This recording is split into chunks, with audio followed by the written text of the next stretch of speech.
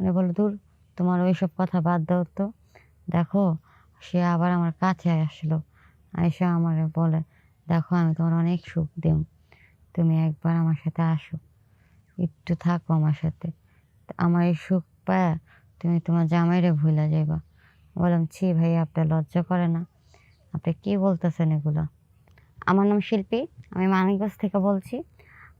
আম আশা করি আপনারা সবাই ভালো আছেন। আজকে আমি আপনাদের সাথে আমার কিছু লাইফ স্টোরি শেয়ার করব। আম আমি আশা করি আপনারা আমার কথা শুনে অনেক কিছু বুঝবেন। কোনো নেগেটিভ কিছু চিন্তাভাবনা করবেন না। তো যাই হোক, বেশি কথা না বলে আমি আপনাদের সাথে আমার জীবনের কিছু কথা শেয়ার করি। তো আমি হচ্ছে আমার বাবার একমাত্র মেয়ে। ছোটোবেলা থেকে খুব আদরের মেয়ে ছিলাম, আছি এখনও। অনেক সবকিছু দিক দিয়ে আল্লাহর রহমতে ভালো ছিলাম।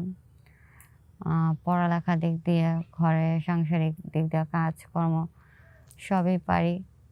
মা ছোটো থেকে সবকিছুই শিখাইছে। ক্লাসও ফার্স্ট ছিলাম। যাই হোক, এভাবে আস্তে আস্তে বড় হইলাম। শিশু জীবনটা খুব সুন্দর ছিল। অনেক সুন্দর লাইফ কাটাইছি। দেন একদিন বিয়ে হলো। বিয়ে হওয়া বিয়ে হইছে, শ্বশুরবাড়ির অবস্থাও খুব ভালো। ওইখানেও খুব ভালো হাসব্যান্ড পাইছি। খুব ভালো একজন। শ্বশুরবাড়িতে বেশি কেউ নাই। আমরা মাত্র ৪ জন। আমি, আমার হাসব্যান্ড, আমার একটা ভাসুর আর আমার শাশুড়ি। আমার হাসব্যান্ড ছোটো থাকতে আমার শ্বশুর মারা গেছে। তো যাই হোক, বিয়ে শাদী হইলো। বিয়ে সংসার নিয়ে খুব ভালো আছি, সুখে আছি। আমাদের জীবন চলতেছে স্বামী স্ত্রী খুব সুন্দর মতো। শাশুড়ি দেখভাল করতেছি। ভালোই আছি। ঘরে কোনো সমস্যা হচ্ছে না। আমার শাশুড়ি আমার মায়ের মতো আমাকে আদর করে। আমাকে অনেক সহযোগিতা করে। আমার হাসব্যান্ড আমাকে খুব ভালোবাসে। তো আমার ভাসুরও আছে। আমার বিয়ে আজকে ৭ বছর কাছাকাছি চলে। তো এত বছর যাবৎ আজ পর্যন্ত ভাসুর কখনো আমারে কোনো ২ চোখে দেখে নাই। আমার ভাসুর আমারে কখনো ২ চোখে দেখে নাই।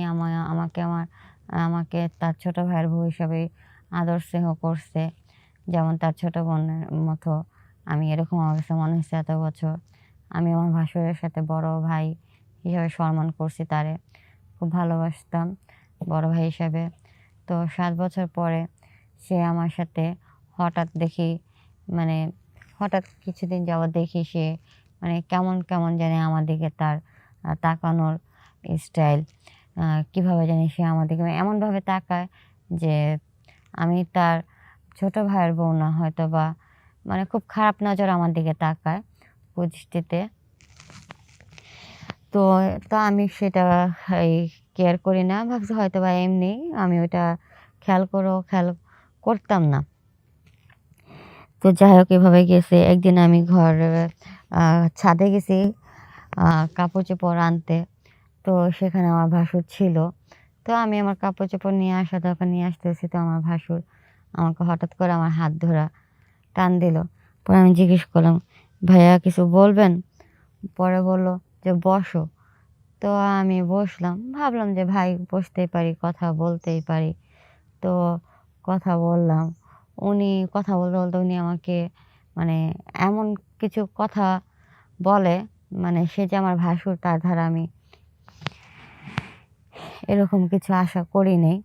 সে আরকি আমার সাথে খারাপ কিছু কথা বলে। যেমন আমাদের স্বামী-স্ত্রীর কথা সে আমাদের বলে, জিজ্ঞেস করে আকার ইঙ্গিতে।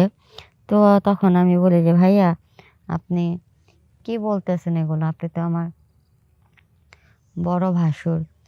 তখন সে আমারে বলল, "আরে এখনকার মধ্যে ভাসুর, ছোট ভাইয়ের বউ এগুলা কি চলে? সবাই এখন ফ্রি মাইন্ড।"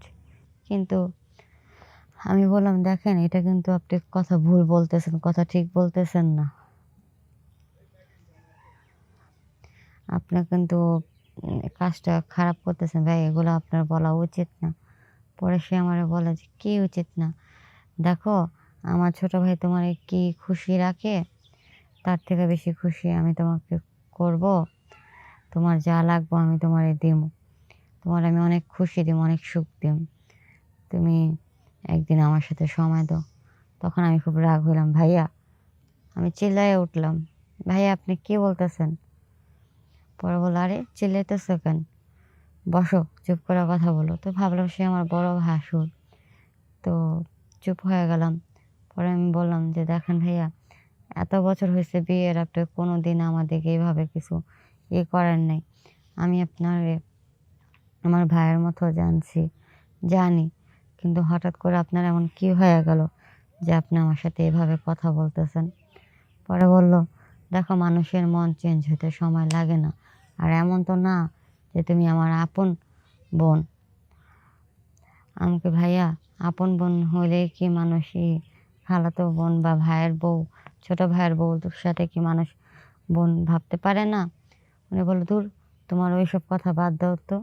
দেখো, সে আবার আমার কাছে আসলো। আইসা আমারে বলে, দেখো আমি তোমার অনেক সুখ দিম। তুমি একবার আমার সাথে আসো। একটু থাকো আমার সাথে। আমার এই সুখ পায়া তুমি তোমার জামাইরে ভুইলা যাইবা।" বললাম, "ছি ভাইয়া, আপনার লজ্জা করে না? আপনি কি বলতেছেন এগুলা?" পরে এটা বইলা আমি রাগ করে আইসা পড়ছি। তো আমি ভয়ে আমার শাশুড়িকে, আমার জামাইকে কিছু বলিনি। ভয় পাইছি। কারণ আমি পরের মেয়ে। আমি বললে তারা হয়তো আমার কথা বিশ্বাস নাও করতে পারে। আবার হয়তোবা আমাকেই বকাবাজি করতে পারে। এজন্য আমি তাদের কিছু বলিনি। তো আমি এরকম আবার ঘরে কাজ করতে থাকি, করতে থাকি। কিন্তু সে দেখি না, তার নজর ভালো না। সে আসে, কেমন কথা বলে। আমি তাকে নাস্তা দিতে গেলে বা ভাত দিতে গেলে সে অনেকভাবে আমার হাত ধরে, করে, এরকম করে। তো এভাবে ১ দিন, ২ দিন, ৩ দিন করতে পরে দেখি না সে মাত্রা ছাড়া যাইতেছে। কিন্তু কিভাবে যে আমি আপনাদের কাছে বলি? কিন্তু কি করুম বলেন? মানে আমার ধৈর্য হারা হয়ে গেছিলাম। এরপর আমি খুব রাগ হলাম। মানে আমার রাগ লাগলো। আমি আজকে মনে মনে ভাবছি, যদি সে আমার সাথে আজকে রং কিছু করে, তাহলে আমি এটার প্রতিবাদ করব। পরে যাই হোক, মা তার, মানে আমার শাশুড়ি তার এক আত্মীয়র বাসায় গেছে। তো দূরে। আমার জামাই তো দূরে কাজে গেছে। তো সেও বাসায় ছিল না, আসছে। আমার মনে হয় সে যায় না শুনে বাসায় আসছিল। জানতো সে বাসায় কেউ নাই, আসবে না এই সময় তাই। কারণ ভাসুর তো আমার ঘরে সব খোঁজ খবরই জানে। আর মা তো, মানে আমার শাশুড়ি, তাদের বলছে সে আজকে তার আত্মীয় বাসায় যাবে, আসবে না। আর আমার জামাই কাজে আসতে আসতে রাত্র হইব অনেক। তো আমি ঘরে কাজ করতেছি, সে আসছে পরে আমি গেট খুলছি। খোলার পরে উনি বসলে। পরে বললাম, "ভাই, আপনি এই সময়?" বললো, "হ্যাঁ, আসলাম, কাজ নাই, তাই আইসা পড়ছি।" পরে আমাকে এটা বইলা আমি আমার ঘরে গেছি, ঘর-দর গুছাচ্ছি। পরে ভাইয়া পরে ভাইয়া বলতেছে, ডাক দিতেছে আমারে। পরে আমি গেলাম। আমি বললাম, "জি ভাইয়া বলেন।" "আমাকে ১ কাপ চা করে দাও তো।" পরে আমি বললাম যে, "আচ্ছা দিতেছি।" পরে কয় কি, "দাঁড়াও একটু।" আমি বলি, "জি বলেন।" বলে, "বসো না।" আমি বলি, "কি দাঁড়ান, আমি একটু চা নিয়ে আসি।" দেখি সে আমারে যাইতে নিছে, পরে সে আমার ওড়না ধরে টান দিছে। পরে আমার রাগ উঠে গেছে অনেক। আমি চিল্লায়ে বললাম, "ভাইয়া, আপনার সাহস তো কম বড় না, আপনি আমার ওড়না ধরে টান দিছেন।"